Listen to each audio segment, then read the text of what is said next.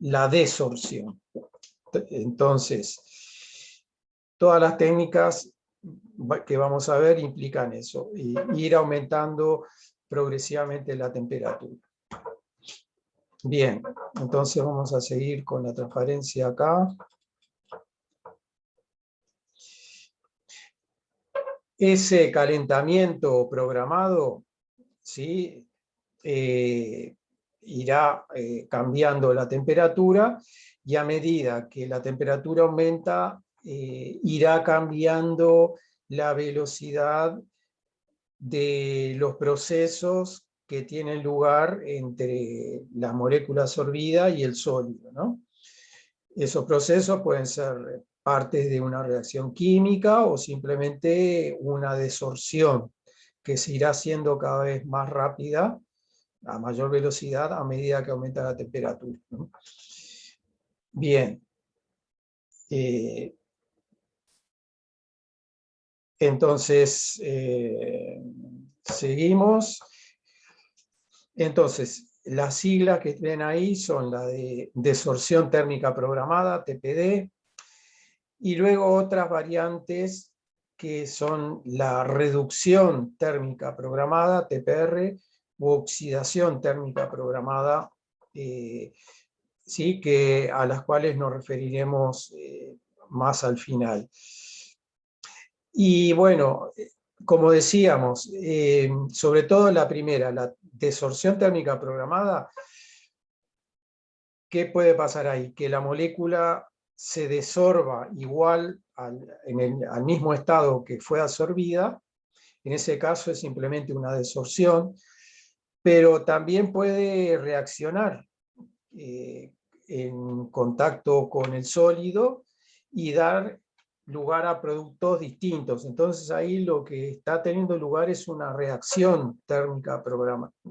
Sí, que se va a dar se va a estudiar, digamos, con el calentamiento, ¿sí? Con esa programación de temperatura. Entonces se habla de reacción térmica programada, ¿sí? Eso tiene otras siglas. Bien. Estos son algunos procesos comunes vinculados a catalizadores, ¿sí? La sulfuración, la carburación, sobre todo para llevar los catalizadores a sus formas activas. Bueno, la metanación es un tipo también de reacción que se puede estudiar.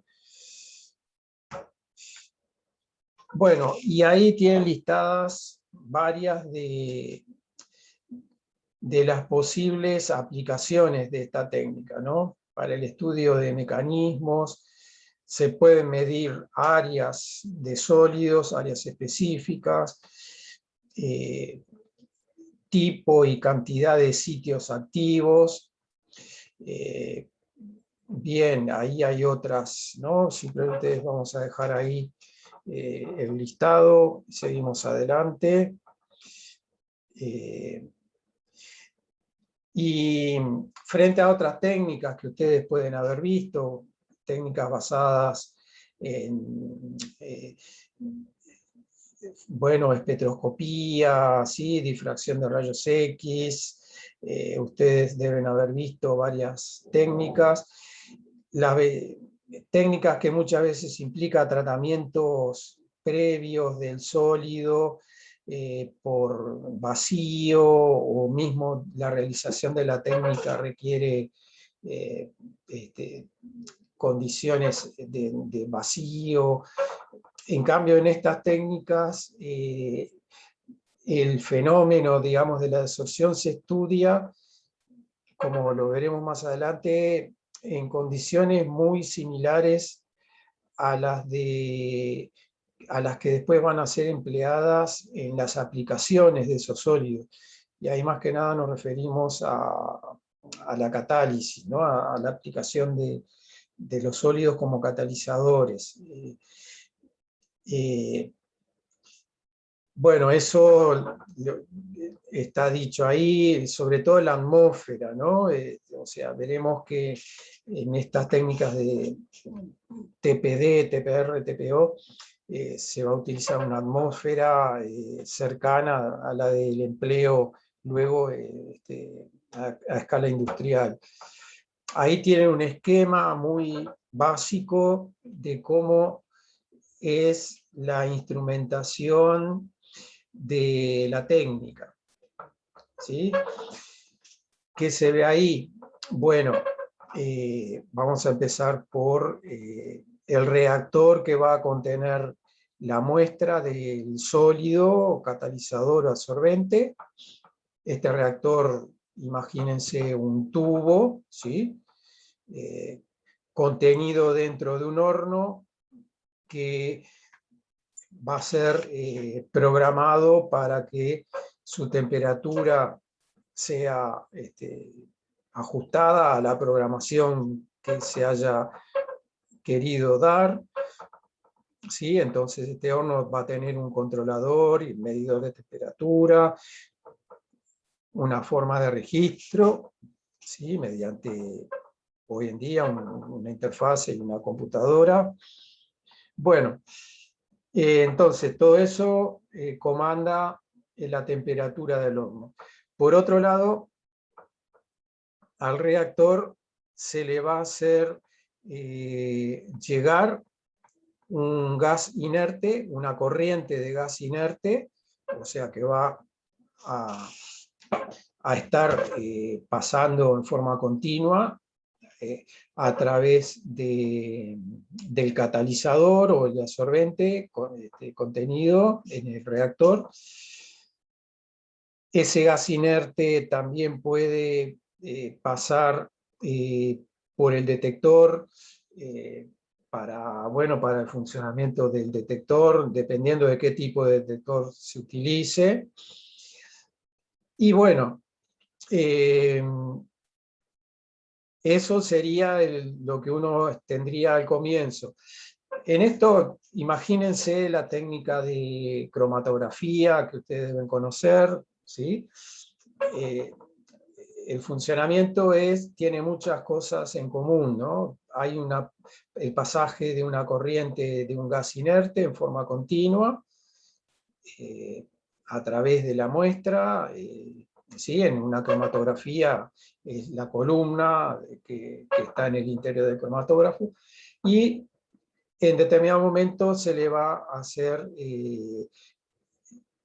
ingresar el adsorbato, o sea, la molécula que va a interaccionar con el sólido, con el catalizador. Como dice ahí, esa molécula acá dice es absorbible.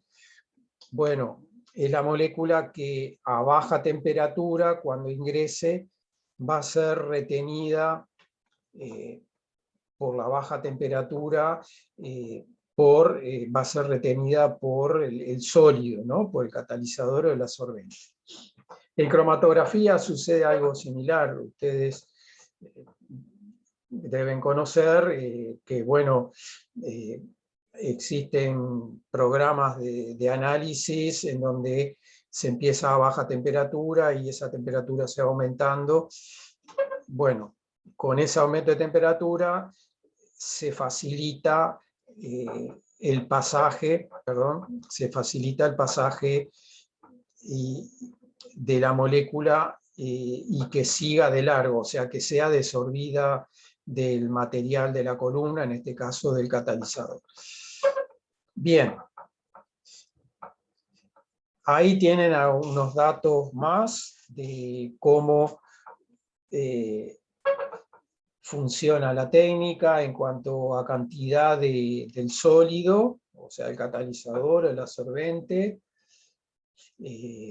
Entonces ahí se indica, ¿sí?, que el gas va a estar fluyendo de forma continua, se hace ingresar en determinado momento el compuesto que se va a absorber a baja temperatura, y a partir de ahí, ¿sí?, comienza el calentamiento.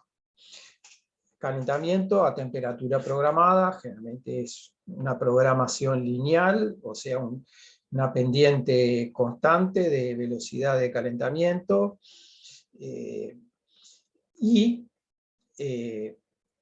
lo que se va a observar ahí es que en determinado momento, cuando la temperatura aumente lo suficientemente, el gas, la sustancia absorbida va a ser desorbido. Por lo que habíamos dicho antes, ¿sí? El aumento de temperatura va a favorecer la desorción. Y esa molécula desorbida, o varias, ¿sí? Por supuesto, en principio es una cantidad grande de moléculas que se van a desorber, van a ser arrastradas por el gas que está fluyendo, y en eso es lo mismo que en una cromatografía, y esas moléculas van a pasar por el detector, y ahí se hace el registro de lo que sale, ¿no? Al igual que en una cromatografía, se van a registrar picos. Picos más o menos lindos, feos, ¿sí? Dependiendo de cómo sea la desorción. Y se realiza el registro de eso que está saliendo, que en principio son las moléculas desorbidas. En bibliografía ustedes consiguen, ¿sí?, imágenes de este tipo, ¿sí? Este es el equipo que desarrollaron los primeros que estudiaron esta técnica, son los nombres que están ahí arriba. Y acá se ve el reactor, ¿sí? Con el horno, la F es de Furnace, está todo referido al idioma inglés, el reactor. Y acá están los circuitos a través de los cuales ingresan el gas inerte, ¿sí? Estas son válvulas que, según la posición, posibilitan, bueno, que las corrientes tomen distintos caminos, pero en principio, cuando se está realizando el análisis, viene el gas, ingresa en el reactor, ¿sí? Y se va a producir, ¿sí?, a medida que aumenta la temperatura, la desorción. A ver el cursor, se va a producir la desorción que se va a llevar el gas a través de el resto del circuito hacia el detector. La K es de catarómetro. Catarómetro es en alemán, más concretamente, no sé en inglés si también utiliza la K. Catarómetro es la palabra que se utiliza para los detectores de conductividad, que miden diferencias de conductividad térmica, ¿no? Que es uno de los detectores clásicos en cromatografía, ¿sí? Junto con los de FID, ¿no?, de ionización de llama, ¿sí? Los detectores FID y de conductividad térmica son los más antiguos, ¿sí?, que todavía hoy se utilizan. ¿Sí? Quizás ustedes conozcan algunos otros, hoy en día son más costosos, pero se utiliza espectrómetros de masa también para hacer registro de las señales, o sea, de los productos que están saliendo. Y se registran las señales que, como ven ahí, son en forma de picos. Bien. Esas son imágenes. Esta es una marca muy conocida, Micromeritics, que tiene varios modelos, ¿sí? Entonces, acá ven el horno. Es un horno en cuyo interior, que hay una región ahí interna que es un tubo donde se ingresa el reactor. Y bueno, eso es lo fundamental, ¿no? Los demás son accesorios. Bueno, que acá no está dicho lo que son, pero bueno, son equipos que ya vienen automatizados como para que uno, ¿sí?, apriete el botón y se haga todo el análisis en forma automatizada. Acá de vuelta está el horno, acá está un poco más claro. ¿Sí? El horno donde en su interior está el reactor. Este es un reactor en forma de U.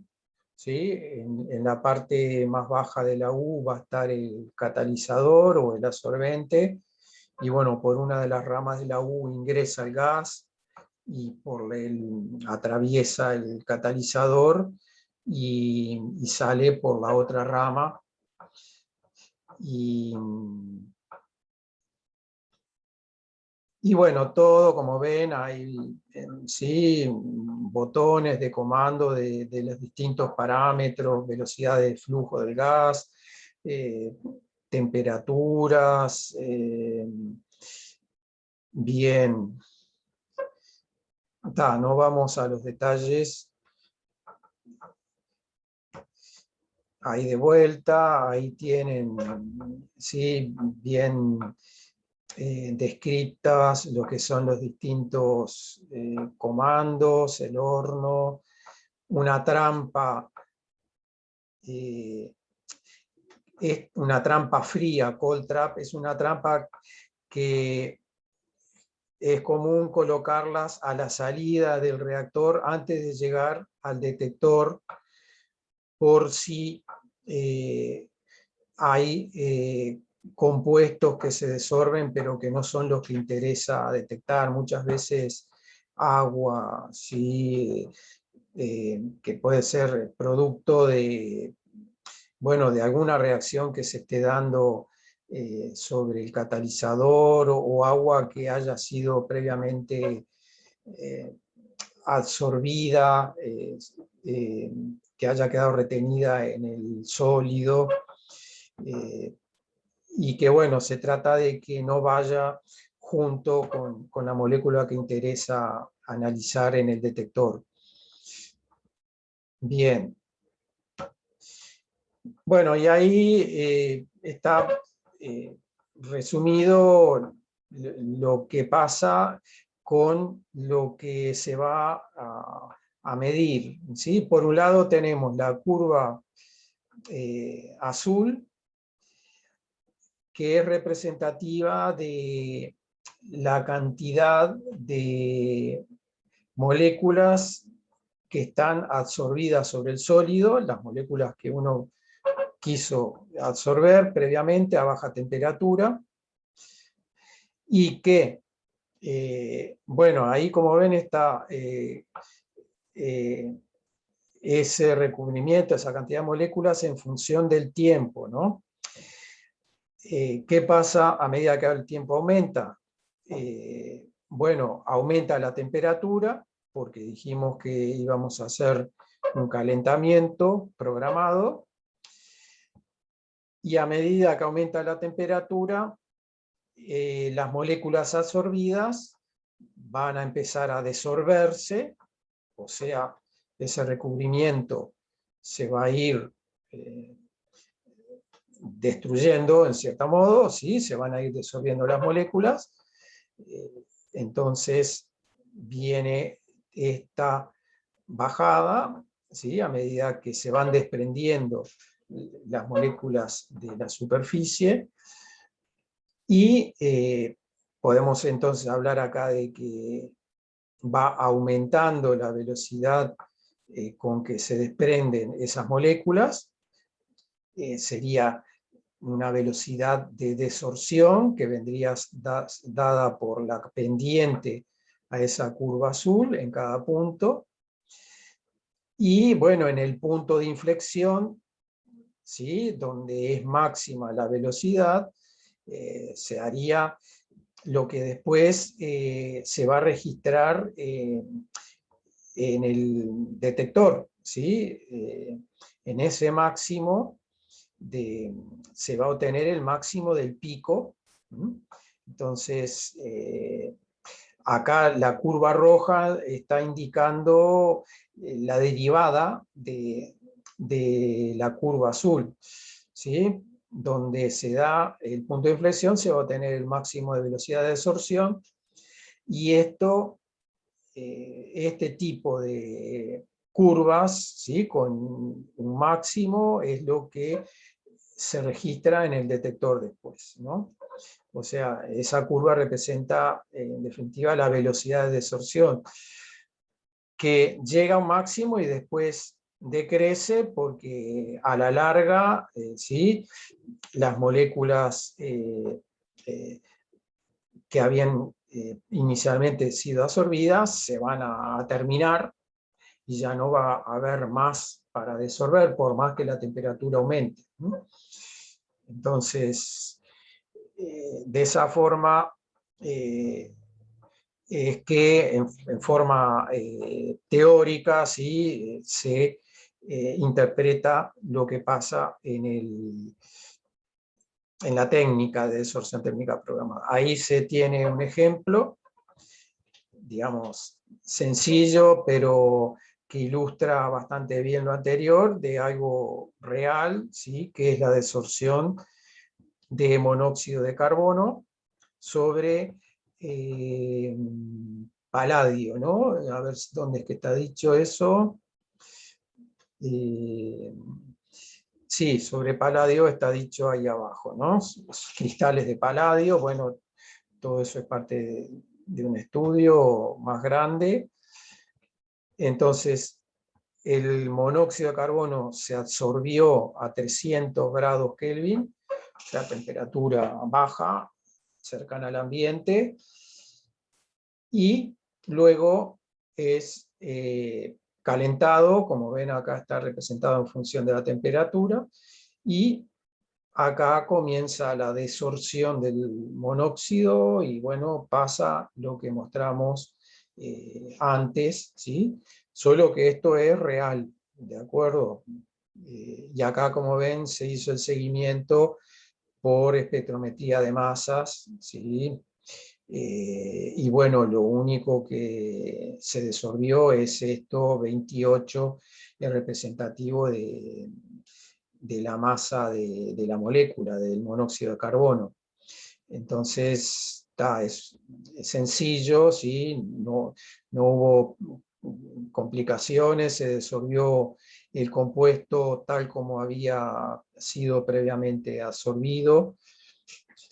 Y bueno, simplemente es un ejemplo. Seguimos.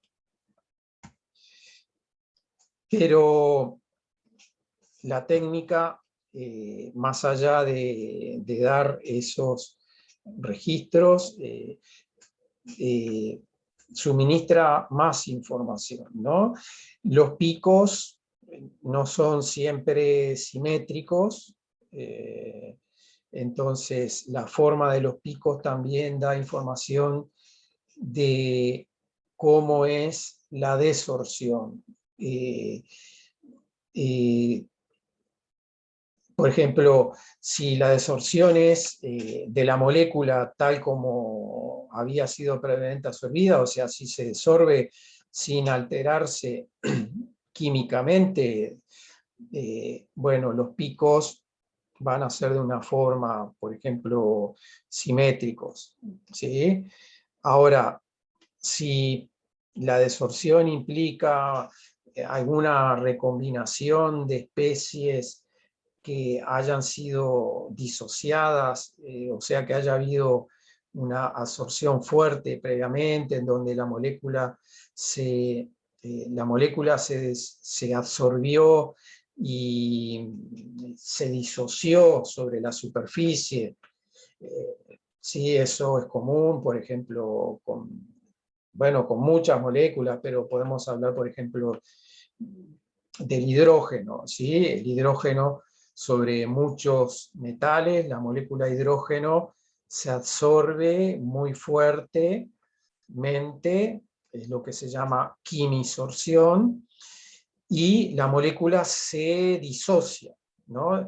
De manera que sobre la superficie del sólido está presente, pero disociada. Van a estar los átomos de hidrógeno separados, cada uno unido al sólido, ¿sí? A un sitio activo del sólido, independientemente del otro átomo.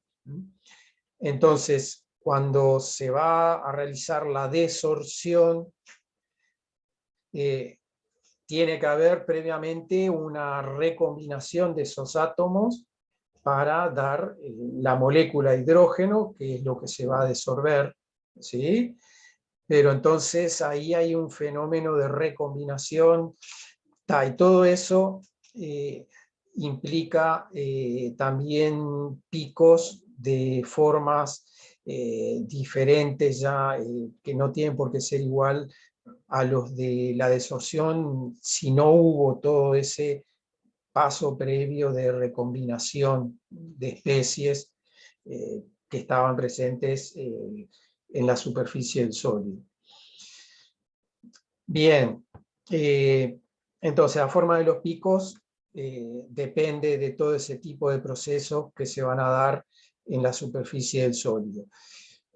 La posición de los picos también.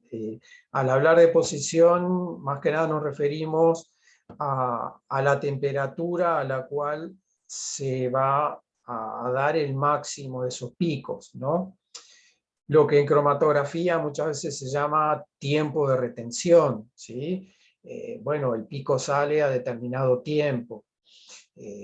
Bueno, acá en vez de tiempo podemos hablar de temperatura, pero como hay una relación lineal entre temperatura y tiempo, podríamos también hablar de tiempos, ¿no? Bueno, y el área del pico, perdón, no, la posición de los picos da idea de la energía o entalpía, como dice acá, con que las moléculas están retenidas sobre el sólido. Ahí hay enlaces y interacciones a nivel de, bueno, de los electrones, ¿sí? Formando enlaces, electrones de la molécula y del sólido. Y bueno, cuanto más fuertes sean esas interacciones, más difícil va a ser luego romper esos enlaces, se va a requerir más temperatura, más energía, y esa mayor energía va asociada a una mayor temperatura. Entonces todo eso hace que la temperatura a la cual la molécula se desorba sea dependiente de esas fuerzas de enlaces o energías de enlaces, ¿no? Y el área del pico se relaciona con la cantidad absorbida. Bueno, eso es lo mismo que en cromatografía, ¿sí? Dependiendo de cuánto uno inyecta, será lo que se desorbe después, el área del pico, ¿no? Bien, seguimos. ¿Alguna cosa que quieran preguntar acá? Que vean que se les está yendo. Esa parte anterior que hablaste de la posición de los picos, ahí involucra cuando se está generando el producto, ¿no? Claro, Eh, el ok, tiempo al cual el pico sale es registrado, ¿no? El, vale, vale. el tiempo al cual la sustancia es desorbida del sólido, en definitiva, ¿no? Ok, no involucra una descomposición ni nada al momento con el aumento de la temperatura, sino con el avance de esa reacción. Bueno, ya dijimos que la molécula que se absorbe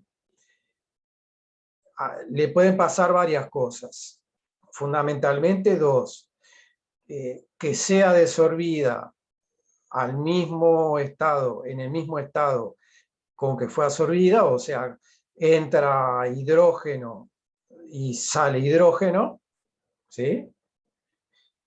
O que reaccione sobre la superficie del sólido dado que, como dijimos, va a haber interacciones fuertes entre la molécula y el sólido, ahí puede haber reordenamiento de enlaces, como en cualquier reacción química, y desorberse productos distintos a los que fueron absorbidos, ¿no?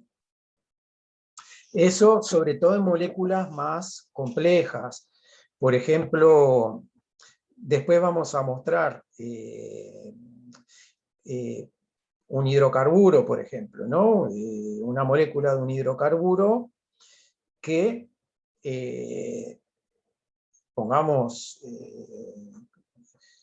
el ejemplo que tenemos más adelante es un hidrocarburo con nitrógeno, una amina, ¿sí? En que se absorbe la amina, ¿sí? Creo que es CH3NH2, ¿sí? Metilamina, CH3NH2 es la metilamina, y esa molécula se absorbe. Ahí, como dijimos, cada átomo de esa molécula que está compartiendo electrones con los otros átomos puede empezar a compartir electrones con el sólido. Eso implica rompimiento de los enlaces originales y formación de otros nuevos, interaccionando con el sólido. Y bueno, ahí es donde ya se entra en una etapa de reacción química, ¿sí? En donde puede haber reordenamiento de enlaces que lleven a la formación de compuestos distintos al que fue absorbido, ¿sí? Entonces, se pueden desorber, concretamente en ese ejemplo que después vamos a ver, se puede desorber metano por un lado y amoníaco por otro, ¿sí? Que son, como quien dice, productos de la descomposición de la metilamina que fue inicialmente absorbida, ¿sí? Después lo mostramos, no sé si la estequiometría da, ¿sí? Porque C3NH2, no sé si da para que los productos sean los que yo te dije, o dimetilamina, a ver, después lo mostramos, ¿está? Después mostramos por qué está el ejemplo. Pero en principio, hacete esa imagen, ¿no? Que hay interacciones con el sólido que hacen reordenar todos los electrones que están formando parte de enlaces y formarse nuevos enlaces, y eso lleva a la formación de nuevos productos, ¿no? No sé si eso te aclaró. No, sí, sí. Dale, seguimos entonces. Ahí tenemos ejemplos del agua, ¿sí? La molécula que se absorbió es agua. En un caso es sobre un óxido de hierro con esta fórmula elemental. Bueno, hierro, acá hierro estaría como hierro 2, ¿sí? Óxido ferroso, y acá es agua absorbida sobre este otro hierro, óxido de hierro, Fe3O4. Y lo que muestra cada figura son señales, ¿sí? De desorción a temperatura programada, porque como ven, es en función de la temperatura que se forma ese pico, esa señal, pero cada pico corresponde a una cantidad distinta de agua absorbida. O sea, habíamos dicho que el área del pico se correspondía con la cantidad de producto que se desorbe. Entonces, el pico acá de menor área, este chiquito, corresponde a una cantidad de agua que fue muy chiquita, ¿no? Y entonces son en realidad varias experiencias que se hicieron, cada una con una cantidad de agua distinta, ¿no? Y de cada experiencia surge cada una de estas señales.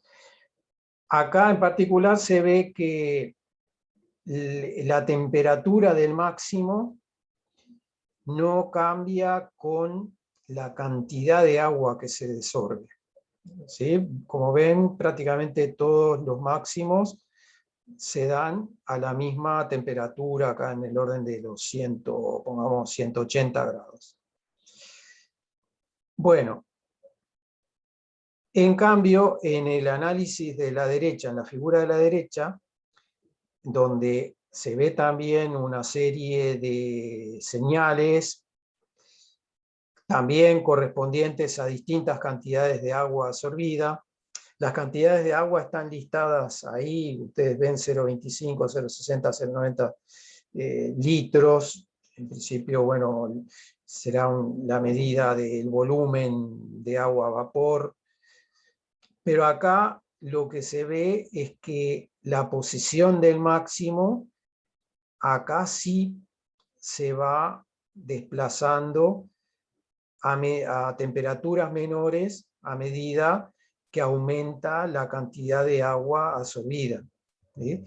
Entonces, para la mayor cantidad de agua absorbida, el máximo se encuentra acá en 100, pongamos parecido a lo que vimos hoy, 170, 180, mientras que para la cantidad más chica, el máximo está en 300, ¿sí? Además se ve otra cosa, se ven que ya los picos dejan de ser un pico simple, ¿sí? Ya se nota una gran asimetría, pero más que asimetrías, lo que se nota es la aparición como de un segundo pico, ¿sí? Un hombro, no llega a ser un pico, bueno, en la acepción clásica, pero hay un hombro como que en realidad se está desorbiendo agua, pero en más de un estado distinto, ¿no? Bueno, eso empieza a complicar los análisis, ¿sí? Ahora, esto es parte de un estudio más grande, pero que en realidad lleva a la conclusión de lo que está mostrado acá. En el caso, bueno, A, ¿sí? De la figura de la izquierda, la desorción se da a partir de un agua que previamente estaba absorbida, pero sin disociar sobre este sólido, sobre óxido de hierro, ¿sí? FeO. O sea, acá el agua es absorbida, permanece absorbida a baja temperatura sin disociarse, y luego, ¿sí? Con el aumento de temperatura se desorbe, dando, bueno, agua gaseosa. En cambio, en el caso B, ¿sí? Un estudio, repito, más profundo, más elaborado, permite llegar a la conclusión que en este caso el agua sobre el sólido estaba pero disociada, ¿sí? O sea, ahí el agua se absorbió, se disoció, y lo que está presente sobre el sólido son las especies resultantes de esa disociación en el protón y el ion hidroxilo.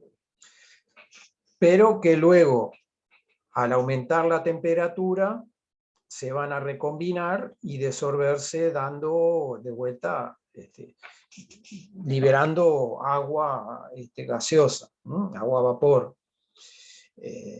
Entonces, lo que registra el detector va a ser agua a vapor, pero la forma de los picos, ¿sí? Y este estudio así con varias experiencias con distintas cantidades de agua permiten llegar a esta conclusión. ¿Cómo se llega a esta conclusión? Bueno, existen desarrollos teóricos en base a las expresiones de cinética de desorción, ¿sí? Ustedes deben haber visto en cursos de cinética, ¿sí? La dependencia de la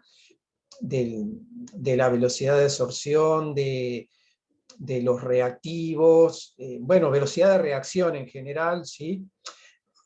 También se aplica a la desorción, ¿sí? De moléculas. Bueno, se desarrollan expresiones matemáticas que contienen, bueno, términos de constantes cinéticas, de concentración de reactivos y productos, con órdenes de reacción, etc. Bueno, en base a modelos, ¿sí? Cinéticos de ese estilo, es que se puede llegar a modelar, digamos, estas señales que uno está viendo luego en la práctica, ¿no?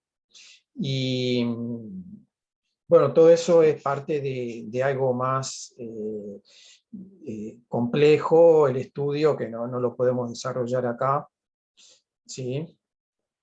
Pero digamos, tienen fundamentos teóricos, ¿no? Y esos fundamentos teóricos permiten sacar estas conclusiones que uno está poniendo acá en cuanto a los órdenes, ¿sí? Acá el orden 1 implica que hay una sola especie en el comienzo, digamos, como reactivo del proceso, en este caso es el agua absorbida. En cambio, el orden 2 implica que el proceso se da a partir de dos especies distintas, ¿sí? Y que por lo tanto, bueno, hay que tener en cuenta las concentraciones de ambas especies, son dos, entonces el orden 2 se refiere a eso, a las especies que están reaccionando, digamos. Bien, seguimos. Ahí hay una visualización de eso que estábamos hablando, cómo el agua, que son estas moléculas pintadas de acá azul y verde, ¿sí? Cómo se absorben sobre la superficie del sólido, ¿no? Acá permanecen como tales, sin disociarse, mientras que en el sólido, bueno, el que vimos a la derecha, el F3O4, las moléculas se absorben con disociación, ¿no? Bien. Eso simplemente para tener una visualización. Bueno, finalmente, bueno, la posición de los picos ya dijimos.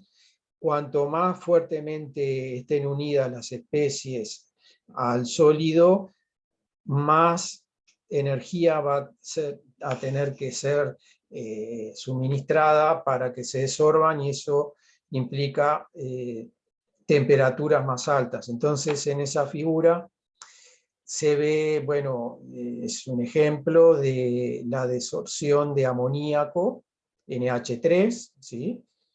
Que después lo vamos a ver con más detalle. Y bueno, pueden aparecer picos a baja temperatura, que generalmente es un amoníaco que queda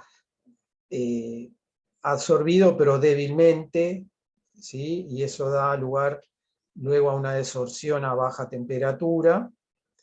Eso puede ser un exceso de amoníaco que se haya absorbido débilmente, pero luego a mayor temperatura el amoníaco que es retenido mucho más fuertemente, por ejemplo, mediante quimisorción, ¿sí? Ustedes saben la diferencia entre fisisorción y quimisorción. Sí, la fisisorción implica interacciones débiles y la quimisorción implica interacciones más fuertes, ¿sí? Con el sólido. Bien, bueno, esto simplemente lo pasamos. Bueno, estos son las representaciones de cómo es la fisisorción en el caso de la primera figura y la quimisorción ¿sí? En el caso de una molécula que se va a fisisorber, Z es la distancia, ¿sí? Entre la molécula y la superficie del sólido en este caso. En la fisisorción la molécula se va aproximando y a medida que se aproxima, bueno, puede darse una ligera descenso y luego un aumento, pero muy débil, ¿sí? Prácticamente lo que hay acá es una disminución continua de la energía, ¿sí? Hasta que se alcanza, bueno, el estado final en que la molécula está sobre la superficie del sólido a una determinada distancia, ¿sí? Este es el estado estable, digamos, de la molécula absorbida, fisisorbida, ¿sí? Y que luego va a ser desorbida también siguiendo un camino más o menos igual al que recorrió cuando se aproximó. En cambio, en la quimisorción se va a pasar por un estado intermedio en que primero se va disminuyendo la energía de la molécula, en principio todavía sin disociar, se aproxima al sólido, pero luego es necesario que haya acá una activación. Eso ocurre más que nada para cuando luego se va a desorber, ¿no? Acá se van a tener las especies absorbidas y que en el caso de una quimisorción, por ejemplo, van a estar como átomos, en vez de la molécula B2 van a estar los átomos absorbidos, y estos átomos tienen que pasar por una barrera acá, un estado de máxima energía intermedio, luego de lo cual se recombinan los átomos ya para dar la molécula que luego va a ser desorbida. Entonces acá hay una energía de activación que viene dada acá por este salto, ¿no? Esta es la energía de activación para la desorción. Algo similar deben haber ustedes visto para formación de enlaces químicos, ¿no? Formación y destrucción de enlaces químicos, modelos de energía potencial similares a estos. Bueno, y cada uno de estos modelos, el de la fisisorción y la quimisorción, se ajustan a los ejemplos del agua fisisorbida o quimisorbida que vimos antes. Bien, pero vamos más rápido. Lo del área del pico, ya habíamos dicho que se relaciona con la cantidad absorbida. Eso, bueno, generalmente se hace en calibraciones, ¿sí? Con cantidades conocidas de las sustancias, se determinan las áreas, y bueno, eso permite construir curvas de calibración que correlacionan áreas de picos con cantidades de compuesto. Bueno, y el análisis, la técnica tiene varias aplicaciones y, por ejemplo, acá lo vemos, a ver un poquito, parámetros sí que, digamos, que influyen luego en los resultados, ¿no? El tipo de sólido, el tipo de molécula que se absorbe, la cantidad, el programa de temperatura, todo eso del sólido en estudio interesa saber, bueno, como dice ahí, la composición, pero a su vez los tratamientos previos. En el caso de compuestos sólidos, ustedes ya deben haber visto que pueden tener distinta estructura cristalina, o sea, la misma estequiometría, ¿no? El mismo compuesto químico, pero con distintas estructuras cristalinas. Y en el caso de catalizadores absorbentes, a su vez, distinta área específica, distinta porosidad, que todo eso va a depender de las técnicas para su preparación. Y bueno, esa mayor o menor área específica o porosidad o estructura cristalina determina el tipo de sitios, tipo y cantidad de sitios activos que puede estar superficialmente, ¿no? Y entonces en una técnica de desorción, por ejemplo, como dice acá, de amoníaco, ¿sí? Desorción térmica programada de amoníaco, se obtienen señales diferentes según el estado en que se encuentre el sólido. Esto en particular está aplicado al estudio de un catalizador que está siendo utilizado en determinado proceso.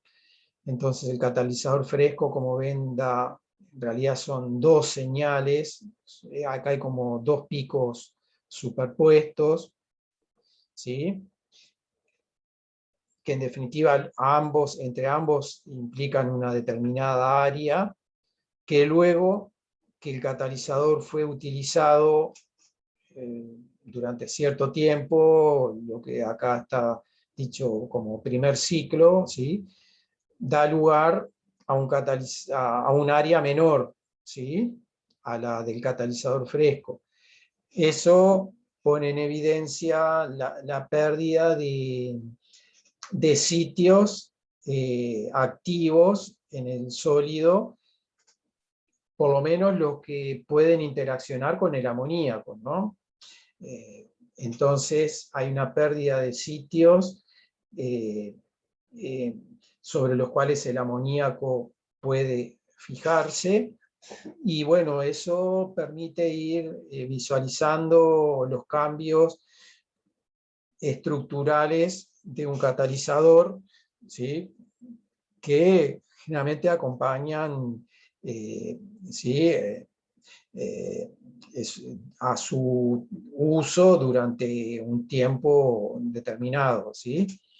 Y bueno, eso lleva a que en determinado momento ese catalizador tenga que ser cambiado o regenerado químicamente, ¿sí? Ahí lo mismo, ¿sí? Se ven cambios. Acá se ve que luego de un primer ciclo bajó mucho el área y luego se recuperó a parte del área. Eso puede ser luego de algún tratamiento de regeneración, ¿sí? Bueno, esto, como dije ya para un caso anterior, forma parte de estudios más detallados, ¿sí? Bueno, la cantidad absorbida, como habíamos dicho, ¿no? En determinados casos, bueno, la mayor cantidad absorbida va acompañada de mayor área, ¿sí? Del pico, como se ve ahí. Para cantidades crecientes se obtienen picos también de áreas crecientes. Acá en particular se ve el corrimiento de los máximos hacia temperaturas menores, a medida que aumenta la cantidad absorbida. Eso depende, como dijimos, de los fenómenos que se dan a nivel de la superficie del sólido, entre el adsorbato y el sólido.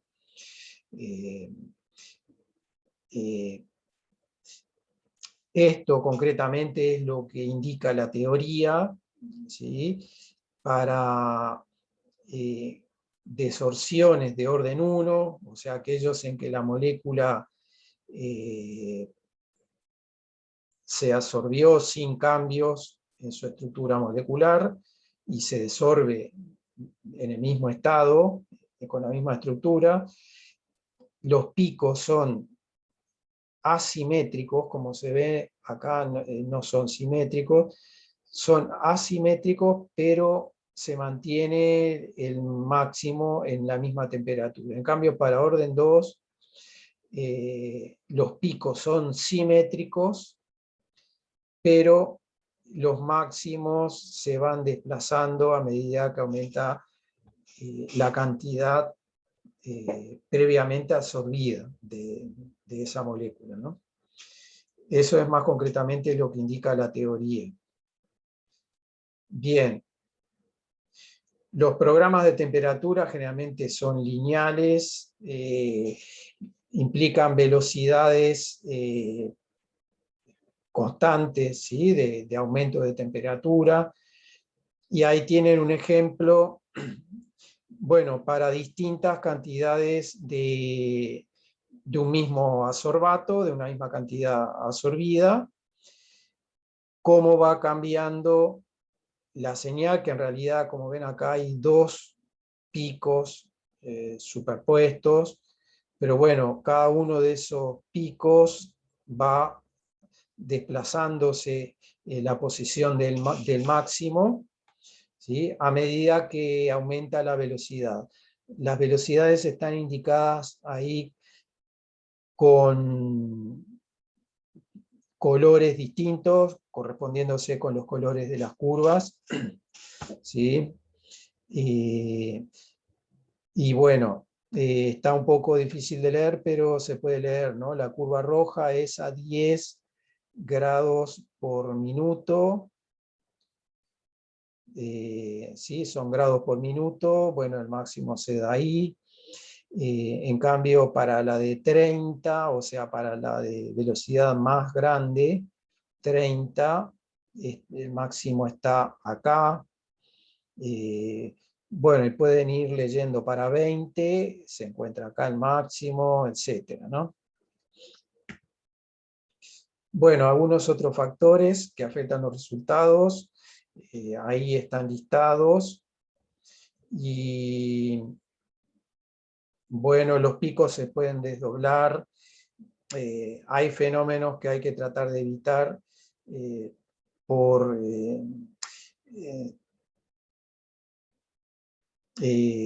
gradientes de concentración que puede darse al interior de las partículas del catalizador o del absorbente, si son muy porosos, ¿sí? Y están las moléculas bueno, recubriendo superficies internas de ese sólido, o sea, a nivel de poros, que pueden ser poros de diámetro muy estrecho. Entonces se puede dificultar la salida de las moléculas de esa estructura porosa interna, a diferencia de las que se encuentran más en la superficie, y eso puede dar lugar a desdoblamiento si bien es una única molécula que se va a desorber, el mismo tipo de molécula que se va a desorber, las que están en el interior pueden requerir más energía y por lo tanto más temperatura para finalmente ser liberadas y desorbidas. Esos fenómenos hay que tratar de evitarlos, ¿sí? Al momento de, bueno, de programar la técnica y de planificar la técnica, ¿no? Generalmente eso se logra reduciendo el tamaño del sólido, ¿no? Haciendo que el sólido sobre el cual se va a hacer la absorción tenga partículas de muy pequeño tamaño, o polvos, ¿sí? Polvos de muy pequeño, partículas de muy pequeño tamaño. Bueno, y ahí tienen algunas otras cosas a tener en cuenta. Las conexiones en todo esto es fundamental, ¿sí? Como en una cromatografía, que no haya fugas de gas por ningún lado, el gas portador, y por supuesto tampoco de las moléculas que se desorben. Y los detectores son los que habíamos nombrado, conductividad térmica, pueden usarse detectores de cromatógrafos, o sea, la técnica puede ser implementada haciendo una adaptación en un cromatógrafo de gases, ¿sí? Para utilizar ya toda la instrumentación que tiene el equipo de cromatógrafo. puede haber detectores de espectrometría de masa, o si no, también por peso, también se puede llegar a hacer un registro de productos. En ese caso, más bien lo que se registra es las variaciones de peso del sólido, ¿no? Y esas variaciones de peso necesariamente tienen que ser debidas a los productos que se están desprendiendo de su superficie, o sea, a las moléculas que habían sido absorbidas y se van a desorber a continuación. Vamos más rápido ahora con lo siguiente, si no, no nos va a dar el tiempo.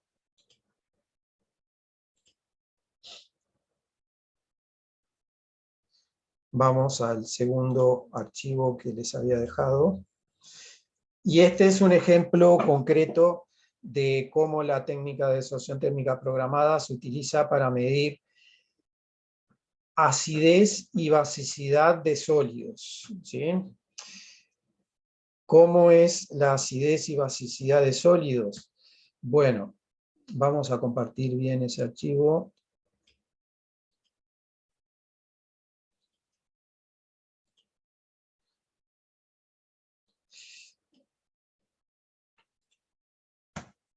Bueno, la acidez y basicidad hay que interpretarla en forma similar a la acidez y basicidad de compuestos en solución, ¿sí? Acidez tipo Bronsted y Lewis, la fuerza ácida que está relacionada con la facilidad de disociación de esos ácidos o bases, ¿sí? Pero más que nada vamos a hablar de ácidos ahora. Y entonces un ácido es más fuerte cuando es más fácil que se disocie, ¿sí? Liberando protones, está asociado a constantes, ¿sí? De disociación de los ácidos. Bueno, en este caso también, ¿sí? Vamos a estar hablando, en el caso de acidez tipo Bronsted, de protones, ¿sí? Que forman parte del sólido y que van a poder ser liberados, intercambiados con moléculas que se aproximen al sólido y entonces interaccionen con las moléculas absorbidas, esos protones. La cantidad de sitios ácidos, pueden ser protones, en el caso de acidez tipo Bronsted, o Lewis van a ser orbitales deficientes de electrones. Pero bueno, número va a ser cantidad de esos protones o orbitales vacíos, ¿no? Tipo Lewis, ¿sí? Se da por orbitales que no tienen electrones y pueden aceptar pares de electrones de otros compuestos.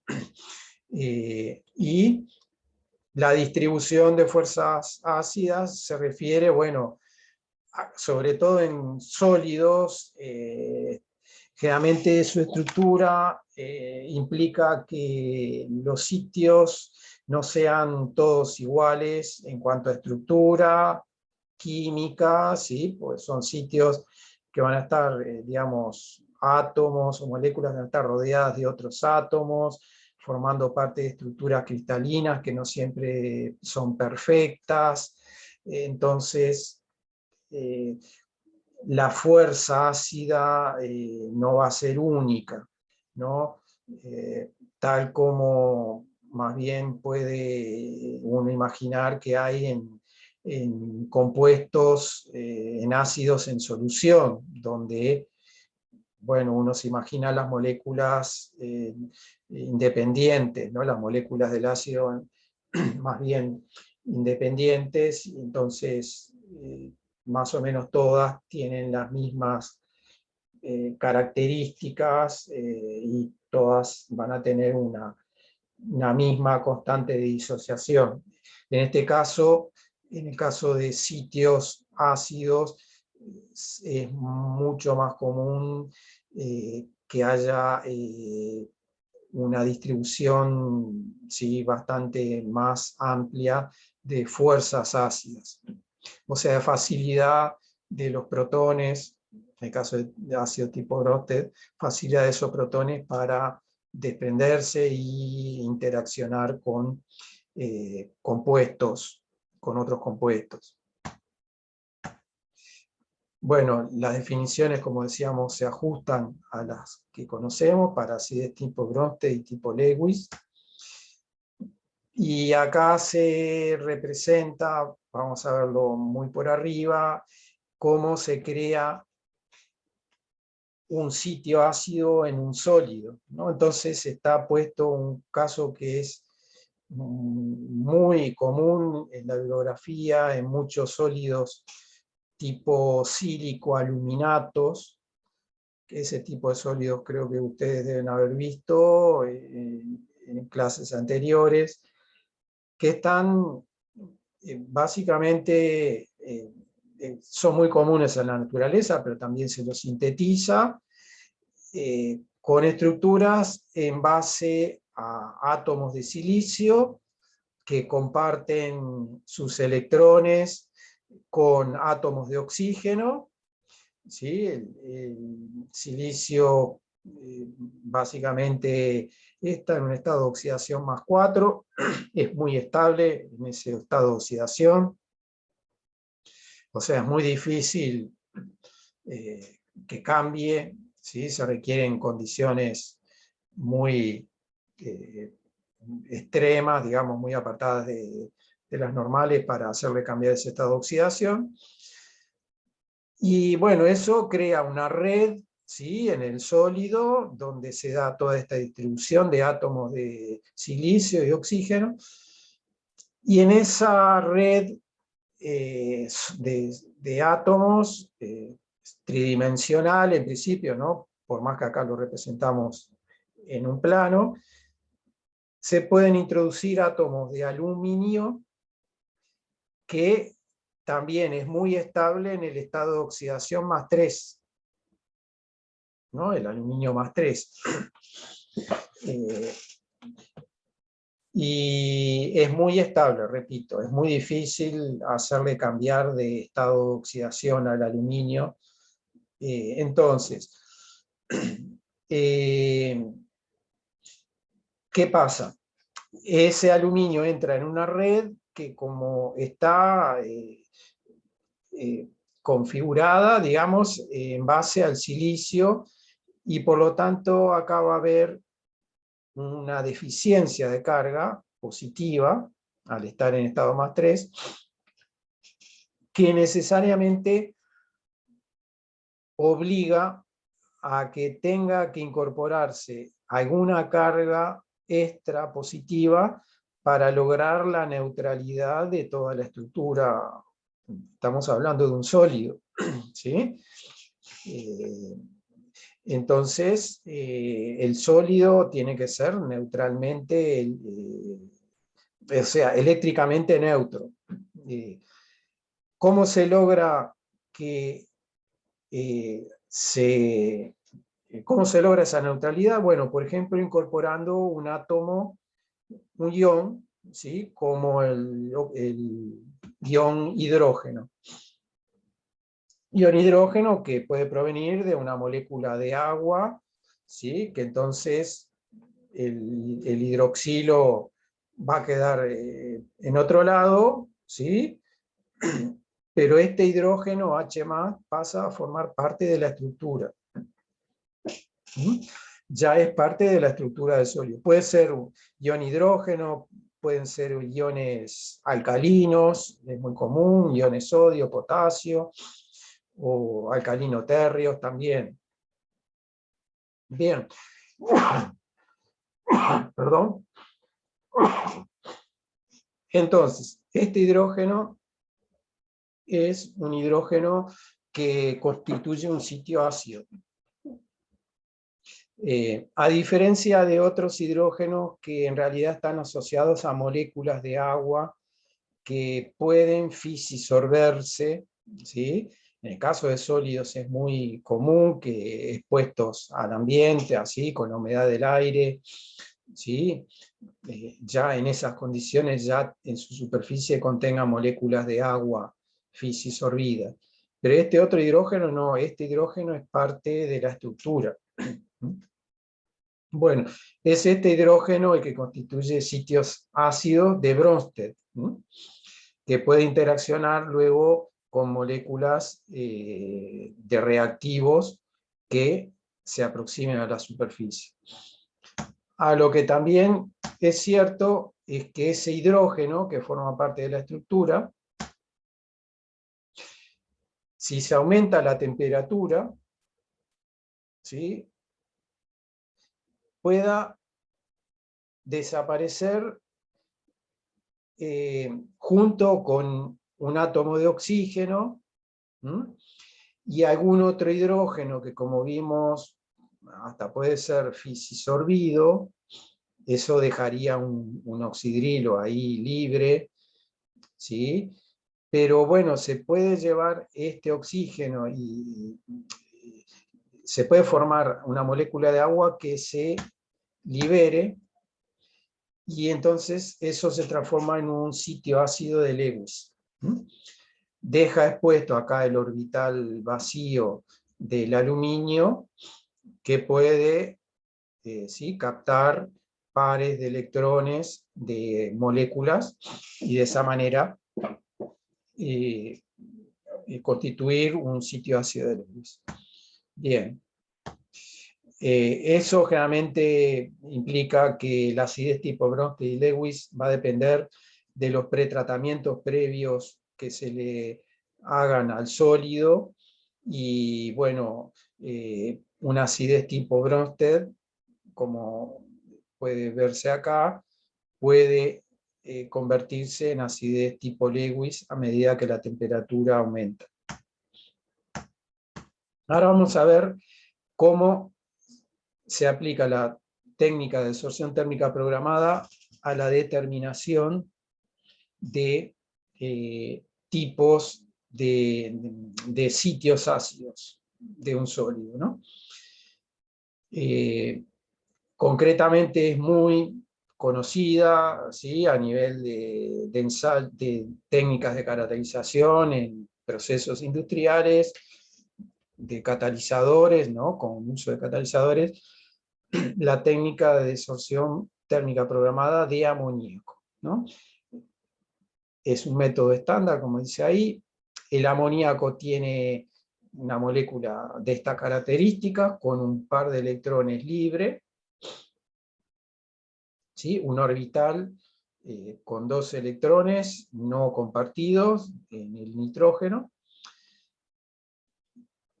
y ese par de electrones puede arrimarse a la superficie de un sólido donde hay un sitio ácido de Bronsted y compartir el par de electrones con ese hidrógeno. Eso es una unión, ¿sí?, a nivel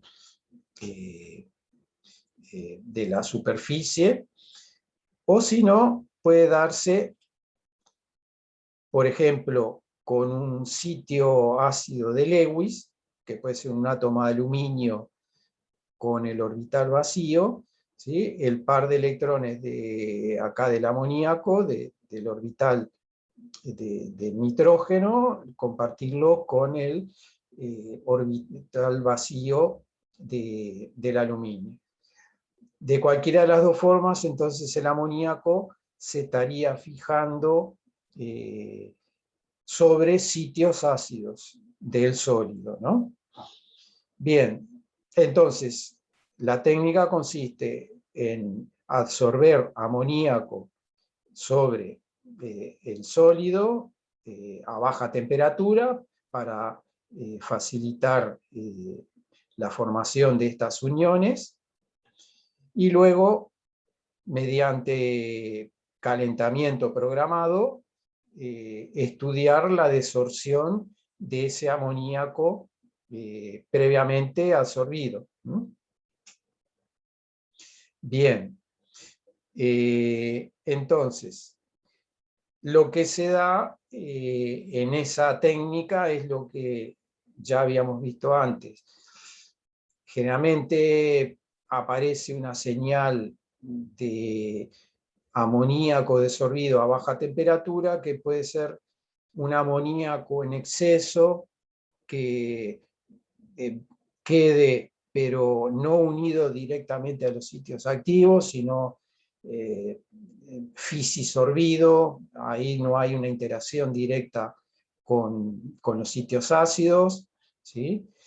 Y luego sí, un pico a más alta temperatura, que es característico del amoníaco que sí estaba interaccionando con los sitios ácidos.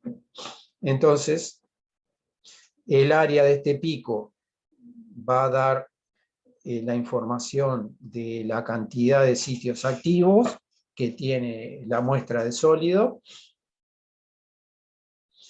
y la temperatura a la cual se dio la desorción va a dar la fuerza de los sitios ácidos, ¿sí?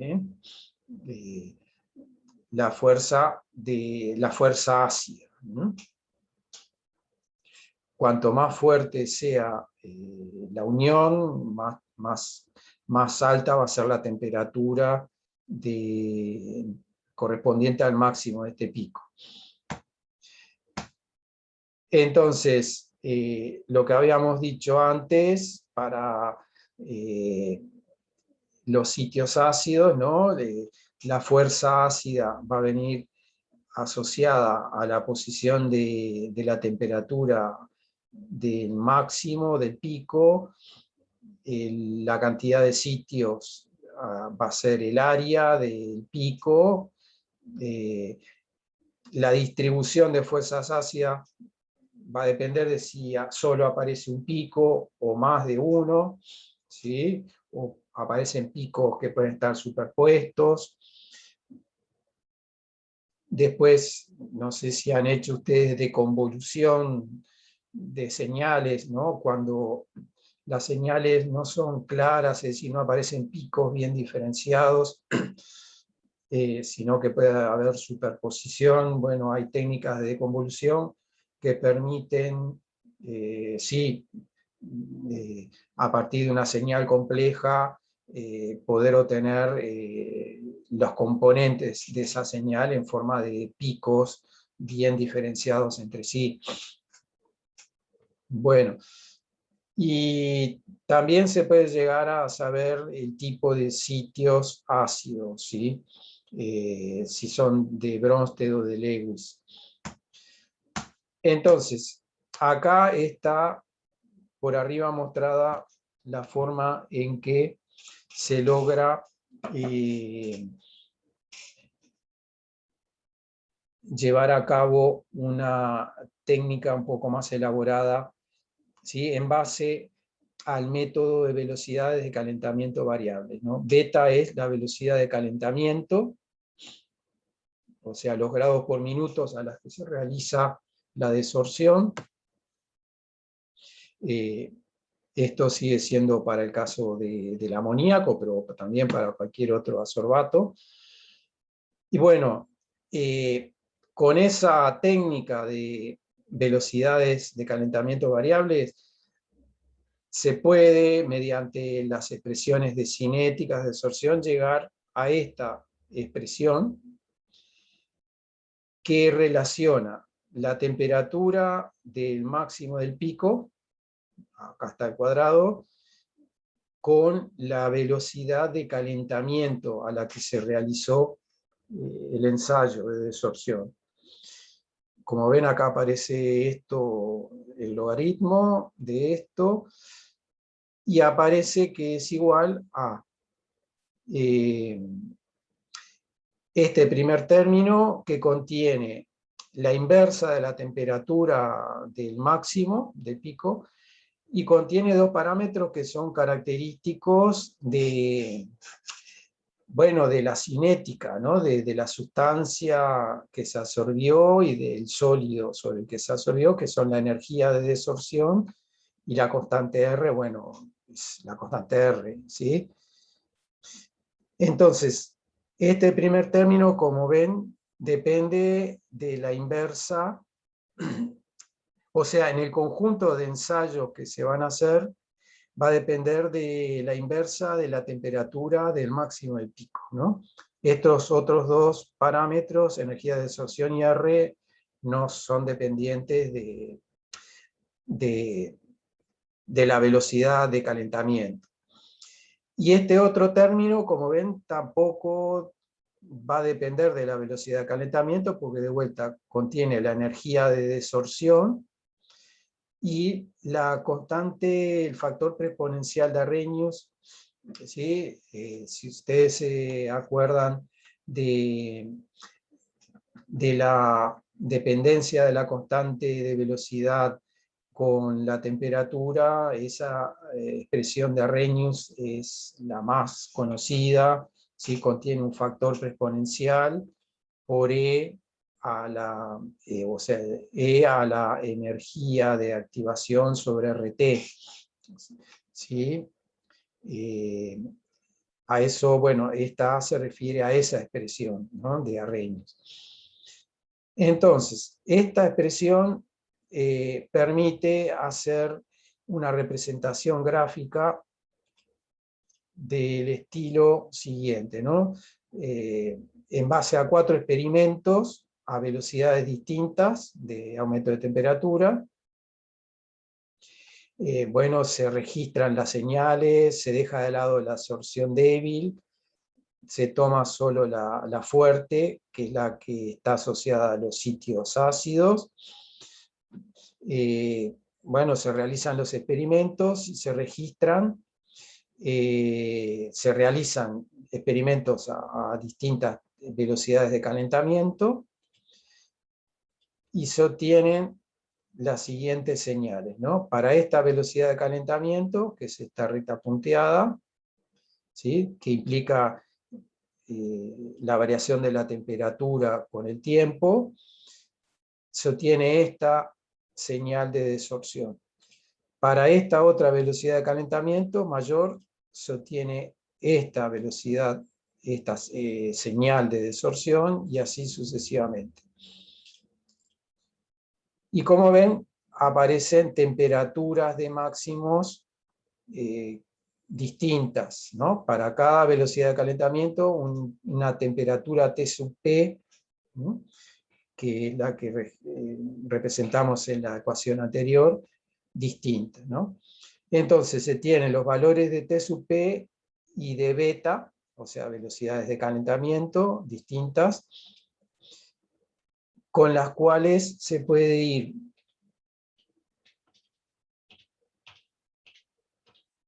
a esa tabla, ¿sí?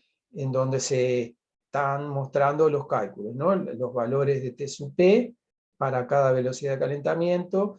Con eso se obtienen mediante cálculos los valores de lo que estaba en la ecuación, el logaritmo de T sub P cuadrado sobre beta, la inversa de T sub P, y con eso se hace la representación gráfica de este logaritmo en función de la inversa de T sub P, y se obtiene una pendiente que es E, o sea, la energía de activación sobre R, ¿no? O sea, la ordenada, la pendiente da este valor, la ordenada, bueno, nos daría el término independiente de la ecuación que vimos antes, y de la pendiente se calcula la energía de la desorción, ¿no? Y de la ordenada el factor preexponencial. De la ordenada del origen se calcula, o sea, con pendiente y ordenada se calculan estos dos parámetros que son los característicos de la expresión de Arrhenius, ¿no? Que para la constante de un proceso, la constante de velocidad de un proceso. Bien, ahí mostramos lo que habíamos dicho hoy, ¿no? Se pueden absorber distintos tipos de moléculas. Por ejemplo, acá se muestra para la piridina. ¿Sí? Bueno, ¿qué interés tiene absorber moléculas de mayor tamaño, ¿no? El amoníaco es una molécula relativamente chica. La piridina es una molécula de mayor tamaño. También se va a comportar como una base, porque el nitrógeno de la piridina tiene esa también capacidad de compartir dobles, o sea, par de electrones libres del orbital con sitios ácidos. Entonces la piridina también se utiliza para caracterizar sitios ácidos. La mordenita es un tipo de sólido, ¿sí? Que también puede contener átomos, mejor dicho, iones hidrógeno, protones en su estructura, entonces como sitios ácidos. Bueno, entonces si se trata de sólidos muy porosos, a veces si las moléculas son grandes, pueden no tener acceso a todo el interior de los poros, ¿no? Si son poros de muy pequeño diámetro. Entonces, en procesos industriales, en donde se procesan, sobre todo en la industria del petróleo, que se procesan hidrocarburos más pesados, ¿sí? Interesa tener una idea de cuántos sitios realmente pueden estar accesibles a los hidrocarburos. Entonces se utilizan moléculas más grandes para caracterizar los sitios que realmente están accesibles al ingreso de los reactivos. Bien, bueno, simplemente para mencionar eso. Y acá tenemos el caso de la alquilamina, ¿no? Es esta la mina, ¿no? Es propilamina. ¿Sí? Se absorbe como propilamina, se puede absorber sobre sitios ácidos, ¿sí? Y sobre sitios fuertes, sitios ácidos débiles y fuertes, ¿no? Sobre los sitios fuertes es que se dan esas interacciones más fuertes, y entonces ahí la molécula puede experimentar ¿sí? Redistribución de los electrones que forman parte de los enlaces en su estructura, y dar lugar a nuevos enlaces, y desorberse, pero ya no como fue absorbida, sino dando productos, ¿no? Y se desorbe dando, bueno, este hidrocarburo y amoníaco, ¿no? Acá hay referencias bibliográficas referidas a este estudio, ¿sí? Pero es un caso en donde sobre los sitios ácidos fuertes, lo que se van a registrar luego no son moléculas del compuesto que se absorbió, sino de estos dos compuestos que se desorben, ¿no? Entonces ahí, perdón, vamos una para atrás, por cromatografía o por espectrometría de masa, como está dicho ahí, ¿sí?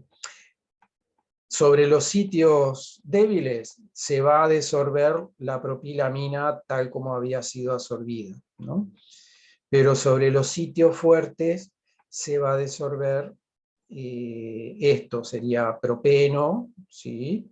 Y amoníaco, ¿no? Con el espectrómetro de masa se logra diferenciar a ambos compuestos. Bien. Luego, La desorción térmica programada sirve también para caracterizar sitios básicos. Y discúlpenme, le robo unos minutitos y terminamos acá. Y les va a quedar otro archivo ahí sin poder ver. Pero capaz que programamos para hacer otra clase. Eso déjenmelo conversar con Alejandro. Para que no quede ese otro archivo sin explicar. Bueno, también para el caso de sitios básicos es común usar el anhidro carbónico. El anhidro carbónico puede unirse de distintas formas, ¿no? Ya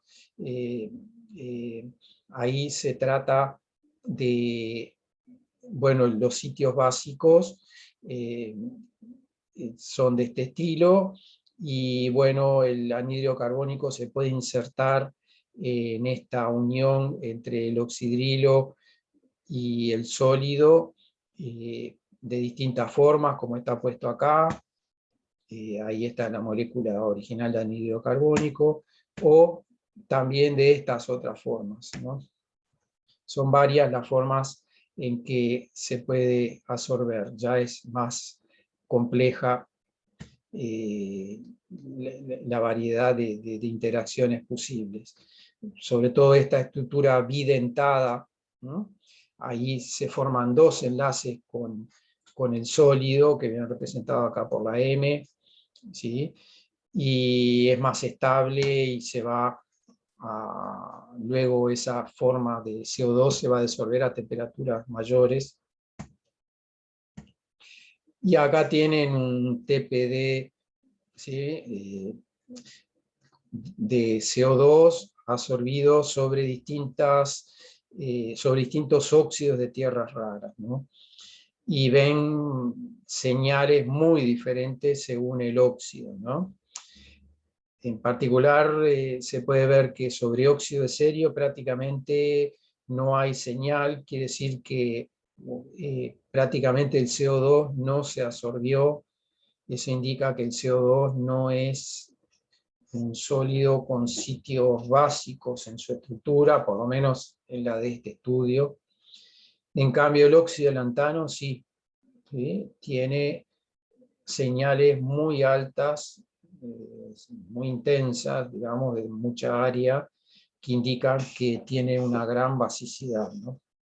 Inclusive más de una señal, ¿no? Una relativa a baja temperatura y otra a alta temperatura.